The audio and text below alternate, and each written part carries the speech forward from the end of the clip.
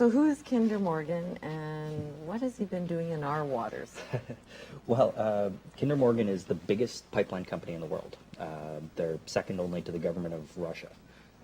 And they're a company made up of two former Enron executives, Richard Kinder and Bill Morgan, who were lucky enough to leave Enron before the House of Cards fell and many of the chief executives ended up in prison.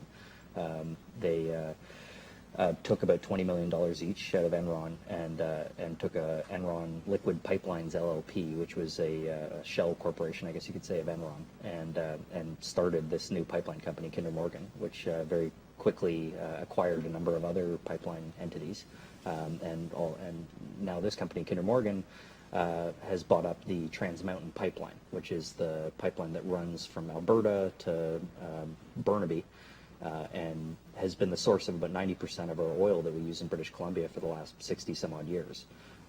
Interesting thing about this, though, is that they've very much transformed this pipeline. We've only been extracting large amounts of oil from the tar sands of the oil sands since about 2003. They bought the pipeline in 2005 and very quickly have been trying to change it into an export pipeline. Increasingly we're seeing more and more of that oil and increasingly bitumen in its diluted form being moved through this pipeline, so a very different kind of product than we'd seen historically. And increasingly we're actually refining less and less oil in the Vancouver area and exporting more of it as raw crude. Some of it going down to California, about two-thirds of it going down to California and being brought back to us in tankers to consume. But since about 2007, 2008, we've actually seen exports to Asia. And now their new plan is to build a whole new pipeline. They call it a twinning, but I think the reasonable way to look at it is they want to build a whole new pipeline, which is about the same size as the Enbridge pipeline in the north, which people have probably heard more about, that would run parallel to the existing pipeline that they bought, and would drastically transform what we see happening in our inlet. So why would they want to double it? And why is this happening now? Money. Simple answer. I mean, there's a lot of money to be made in the export of oil. Kinder Morgan's a very smart company. I mean, as we're talking about, Richard Kinder's now about the 100th richest man on planet Earth. He's got $8.6 billion in personal net wealth. So, I mean, we talk a lot about the 1% and the 99%. I mean, you couldn't ask for a better spokesperson for the 1%.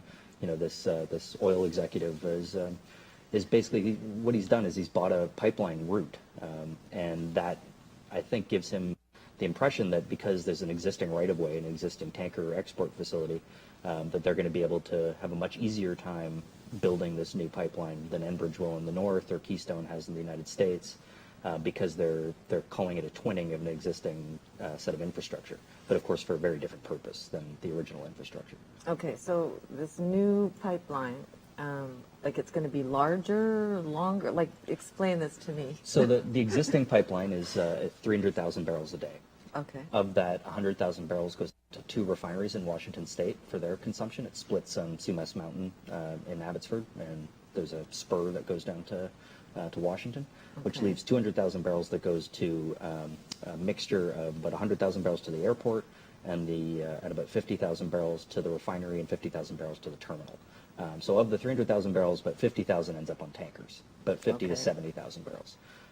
So what Kinder Morgan wants to do now is they want to build a new pipeline that would be somewhere in the neighborhood of 400,000 or 500,000 barrels a day, which would make the total capacity 700,000 or 800,000 barrels a day. And all of that will be for export. So, we'd be going for 50,000 barrels to something like 600,000 barrels being exported through our inlet, and the vast majority of it. So it's going to be guzzling out. You're talking like about 300 to 400 tankers in the inlet, as opposed to annually, as opposed to right now we've seen an increase from 20 to 80, but this would bring us up to 300 or 400. I don't know, I've never seen how this all works. So when you're talking about a pipeline and they're building a new one, yes. Is this underground? What is it attached to? Where is it going?